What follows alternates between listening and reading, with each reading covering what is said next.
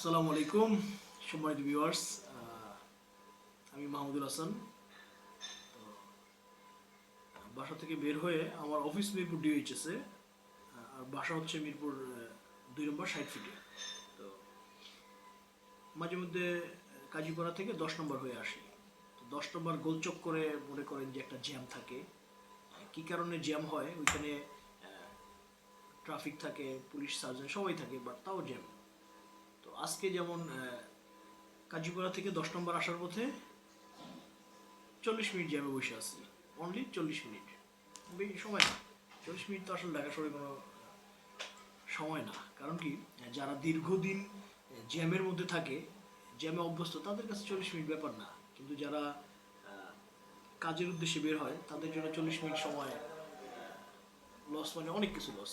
তো যা বলতেছিলাম, ঢাকা শহরটা আসলে এখন একটু পরিষ্কার, কিন্তু ঢাকায় আমরা যারা বসবাস করি,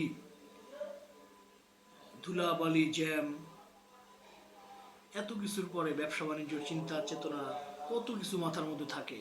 এগুলো সব মিলিয়ে আমরা আসলে একটা হজবরর মধ্যে থাকি।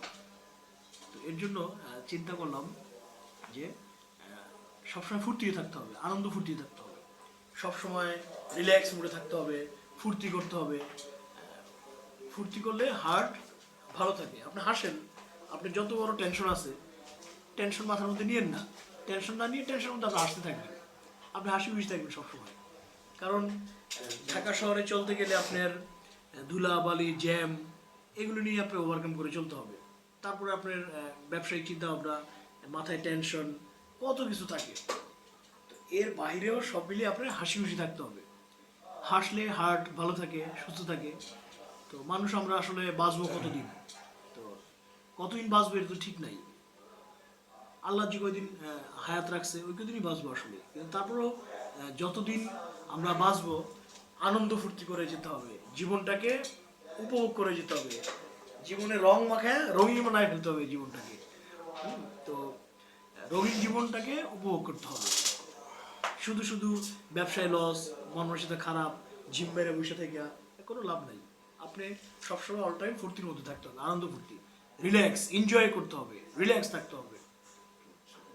তো আমি সবসময় রিল্যাক্স থাকি।